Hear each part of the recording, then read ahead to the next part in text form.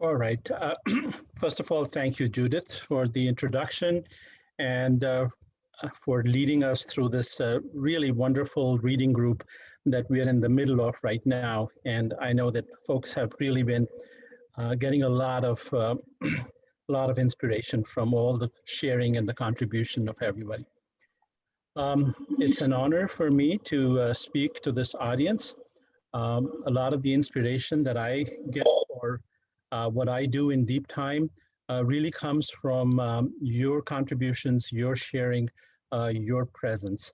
So thank you very much for that. All right. I'd like you to reflect for a moment on the following question.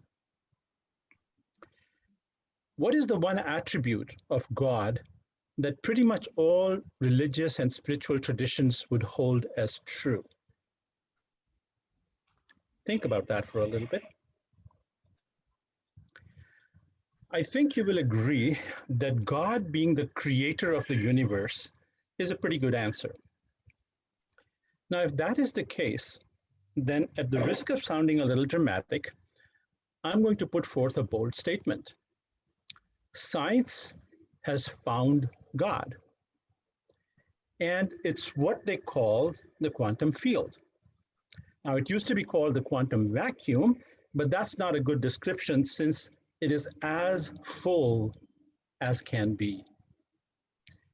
Mary, in her book, refers to it as the seamless plenum. Now, the reason why I say this is because physicists can now provide a step-by-step account of how everything in the universe evolved from a single quantum field, using nothing but the known laws of physics. That's a huge achievement. Now, one might ask, well, who created the quantum field? But that's really no different from asking who created God. A more interesting question to ponder is what gives the quantum field such amazing generative powers? And the answer lies in a fundamental principle of quantum physics.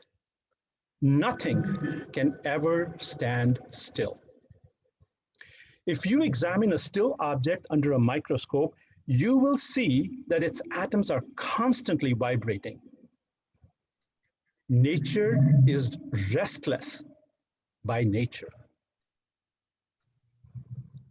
Now, a field can be defined as an all-pervading presence of a non-material quality. In a quantum field, the size of this quality keeps fluctuating perpetually. Change implies movement, and movement is energy. This is why the quantum field is so energetic. Creating the universe from a quantum field then implies taking some of the field's energy and letting it take on the qualities of matter. After all, every atom of matter is just energy vibrating in a special pattern. Now, of course, there's a lot of complex physics involved in this process, but we don't need to get into that here. But it is important to understand that a quantum field does not spit matter out, nor does it mutate or transform itself into matter.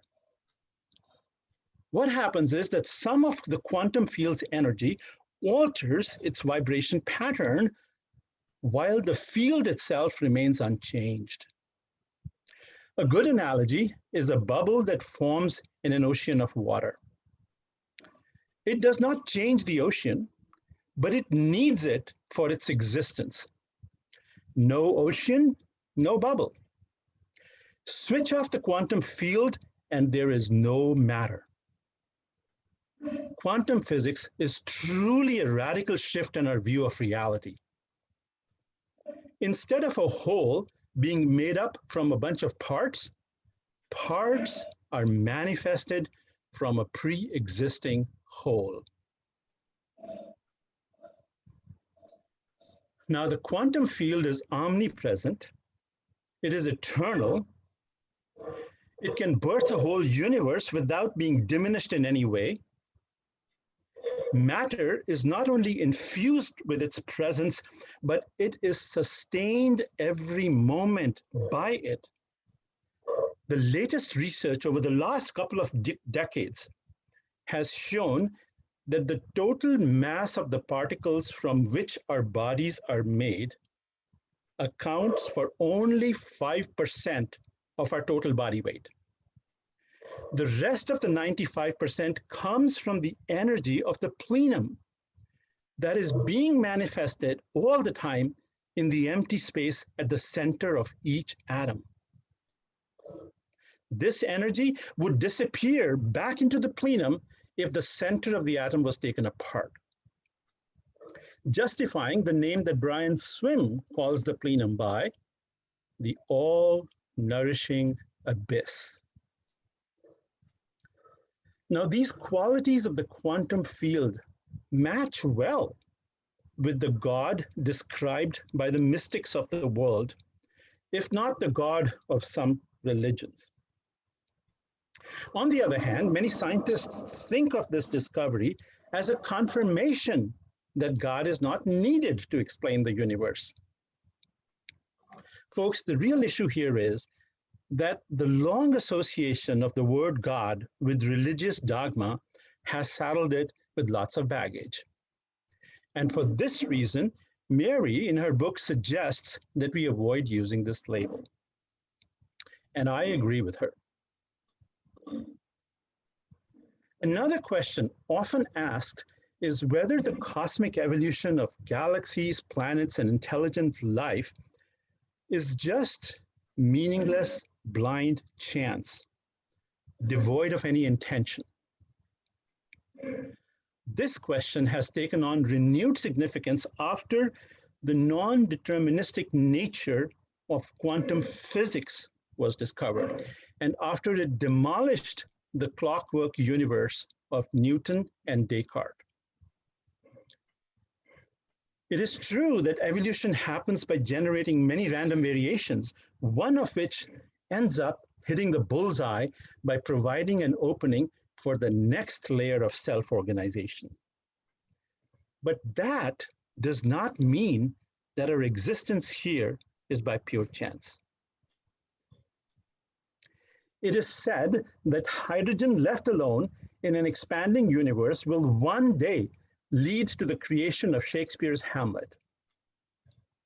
But this will only happen if the universe's expansion rate is just right. Even a change in that rate by 1/1,000,000th of a percent will derail its path to creating life. Clusters of stars bumping into each other will eventually create spiral galaxies. But once again, this will only happen if the average density of matter in the universe is just right. The laws of our universe are primed to lead to self-reflexive life. Random variations are important for evolution, but they are not the reason that we are here today. Random changes during evolution can be compared to random thoughts that constantly surface in the human mind. But our consciousness chooses to act on the thoughts that are life-affirming and growth-oriented, not the ones usually that are self-destructive. One can easily see this by looking at the trajectory of a typical human life. So we could similarly discern the role of randomness in evolution by examining the life journey of the universe. Let's recount the universe story. And I'm going to do this in a playful language that is easier for all of us to relate to. In the beginning, there was a single quantum field, rich in its multidimensional beauty, but restless in its disposition. It played random games with its fluctuating energy until one day it stumbled on a way to break itself into many different quantum fields. What followed was a chain of events that adheres to one basic principle of nature. Differentiation is always accompanied by an allurement between the separated parts. So the first of these allurements was the chemistry between the different quantum fields. It tied their energies up into knots that we call particles. Billions and trillions of these tiny lumps of energy burst forth, giving rise to space, time, matter, and radiation. This event is what we call the Great Flaring Forth. Our universe had been birthed in the form of a tiny fireball packed with roiling bits of energy.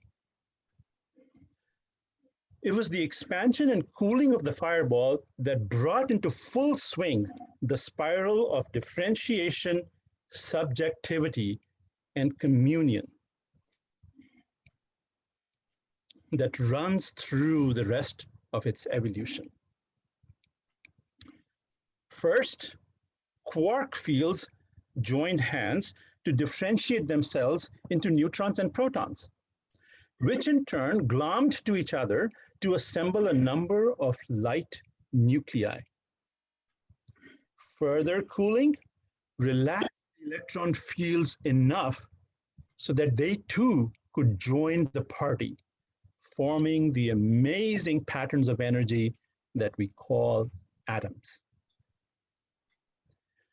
Driven by an allurement called gravity, hydrogen atoms clumped themselves into clouds. The same urging caused some cloud particles to crash so hard into each other that they coalesced and made the heavier elements that are essential for the existence of life. It is this passionate particle merger that transforms a gas cloud into a shining star. Affinity between clusters of stars drove them to find fellowship in the huge spiral galaxies. The sweeping motion of a galaxy's arms recycles the matter spilled out from the guts of its dying stars. When a galaxy has collected enough stardust, its stars are able to lower some of it to circle around them as their own family of planets. Only a planet can harbor the safe spaces where subjectivity between different molecules can commune them into living cells. When the Earth brought forth single-celled life, it endeared itself to its star forever. Between the sun and the Earth, they stitched together a molecule called chlorophyll that enabled life to explode into 1 million different ecosystems on land and sea. Each ecosystem made its own selection from a set of randomly mutated genes to create a balanced set of species that would occupy it. These ecosystems working together carved out versions of DNA capable of providing consciousness to the species in which they were hosted. Self-organizing dynamics that gives every collection of things its subjectivity had done its job one more time. It first did its job when it pulled together particles to make atoms. It did its job again when it pulled atoms together to make stars. And once again, when it pulled stars together into galaxies and the dust particles in those galaxies into planets. It did its job when it pulled molecules together into living cells and living cells into organisms. It also did its job when it pulled diverse ecosystems together into the Earth's biosphere. Is it any surprise that the urge to commune shows up again at the level of human consciousness? Where do you think our inner yearnings for love, peace, harmony, community, connectedness, and belonging come from? Why do we feel such concern for all living things, for our environment, for the whole of Earth, and even for the cosmos? Surely it is the next level of subjectivity carrying out its magic one more time. The earth-centered allurement is more evident in those indigenous people that are not too affected by the dominant worldview that we are enveloped by today. For many of us who have been drinking deeply from the Kool-Aid of reductionist science and dualistic ideology, for many of us, the primordial impulse has gotten buried under a cacophony of commercial allurements. For the luckier ones amongst us, this amazing subjectivity emerges once in a while through the gaps in our consciousness as a mystical experience, like the one experienced by our dear author, Mary, that she recounts so well in her book. Mary says that she struggled for decades to make sense of her sacred experience because she lacked the right worldview, or the lattice, as she calls it. But if we can cajole our consciousness to shift from the reductionist view to the more open-ended outlook of quantum physics, it might help us get in touch with the mystical side of our lives. To me, a mystic is simply one who is willing to embrace fully the mystery that lies at the heart of the universe. We often brush off those moments of sacred presence that emerge from within. It may be the hypnotic pull of a sublime melody, or the ecstasy of a wild dance, or the trance induced by a captivating landscape. What we need to do is to lean into these moments and listen to our hearts deeply. Perhaps this will bring the healing that we all need from having lived with an objectified worldview for far too long. And then maybe we can start to heal the world. We need to feel our way into the new story if we are to hear the poetry that it is. In our search for God, we have been asking the wrong question all along. Instead of wondering who created the universe, we should be asking who wrote the amazing poem that we are. Instead of arguing about the poem's grammar and meter, which a lot of scientists will do, we should be sensing into its numinous depth. Then it will dawn on us that the poetry and the poet are one and the same. We humans are not just part of the poem, we are involved in the sacred act of writing its next stanza. The real question is, are we up to that task? The earth, the sun, and the Milky Way are all cheering us onward. But do we have the capacity to listen to them? Those are the questions that I think are worth wondering about. Thank you. Back to you, Judith. Thank you.